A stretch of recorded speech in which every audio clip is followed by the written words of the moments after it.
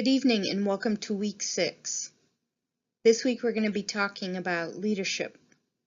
By the end of this module, my hope is that you will be able to understand the core competencies of effective leaders, understand the differences between managers and leaders, and learn to examine your own leadership qualities and those of others around you and how best to further develop those competencies.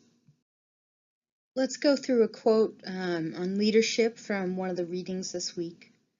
Leadership is critical to every company. Workers need someone to look to, learn from, and thrive with. A strong leader is very important for any company, and many times leadership can be to blame for problems that are happening within a company.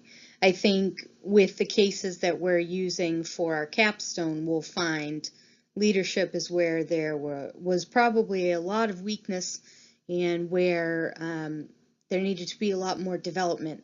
I know when I start to review with 38 Studios and Curt Schilling, initially that was the first thing I started to think of, is this must be a fault in leadership. When defining leadership, it helps to look at the comparison between manager and leader. Employees work for managers, while employees will follow leaders.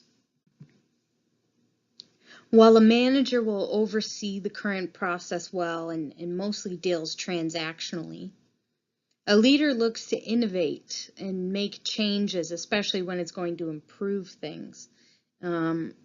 Another big thing with that is risk.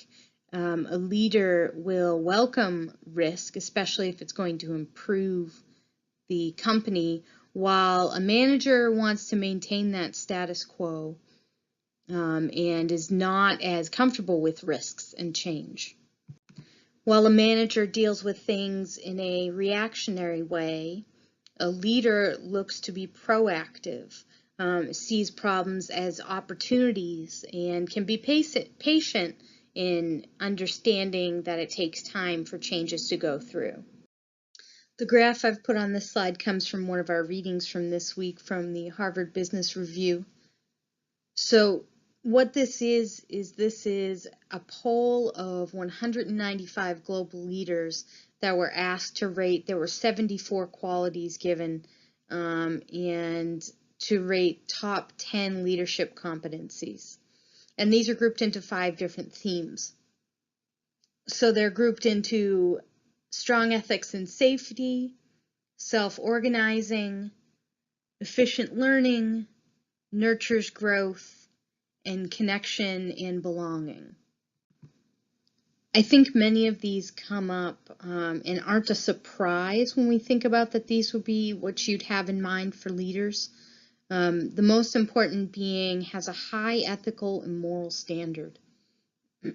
That's very important, especially with the way there's been crises and huge corporations based on what leadership's been doing that is unethical, that might be harmful to customers or shareholders. Providing goals and objectives with loose guidelines and direction. I definitely feel like providing goals and objectives are very important, and many times when you can see problems within an organization, it is that there is a problem with clear goals or objectives not being laid out and expectations. The loose guidelines and directions I think is important because that allows employees to feel empowered and be able to find different creative solutions to being able to solve those problems. You'll also see covered in here multiple times, you'll see communication. So clearly communicating expectations, communicating often and openly.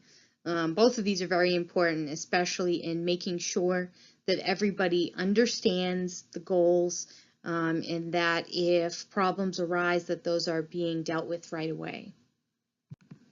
Flexibility to change opinions is very important, and it's funny, you want to be able to change opinions both for people that you're trying to get on your side, but you also want to be flexible in a way that you're not so rigid that if someone provides a better solution that you're not open to that change. Finally, a focus on training, on not only training at the company level to have the competencies that you need, but also help grow the people below you into strong leaders. Some important things to keep in mind if you want to become a leader, or you already are, and you want to make sure that you're doing everything you can to be a strong leader. Have clear goals and vision. Understand and utilize your gifts. Continue to improve and educate yourself. Work on emotional intelligence. And basically what that means is being able to recognize your own emotions and those of the people around you, and how that affects thinking and behavior within the office. So I know that if I'm coming into the office and I'm in a foul mood, that's going to affect people whether I want it to or not. And being able to recognize that maybe even if you're not feeling great, that it's important to put on a positive face, because that can have a positive impact on the people around you. Partner with your team and make sure that you have made it clear that you succeed or you fail with them, that this is a team effort and you're doing this together.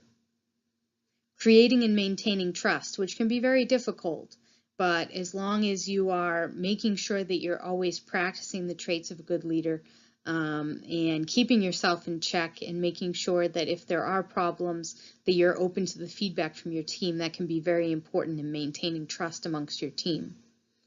And finally, continually evaluating progress to make sure any changes, if they need to be made, to make sure that you are meeting those same goals and visions that you set out to do. Our readings this week go a lot into the core competencies and qualities that go into a great leader. So as you're reviewing those this week, maybe think of if there are people in your life or well-known leaders that you idolize, and how they rank in relation to these competencies and qualities. And finally, our discussion topics this week. What is the difference between management and leadership? Are great leaders born or made? And finally, review the strengths and weaknesses of a prior supervisor or manager. Were they a leader? Why or why not?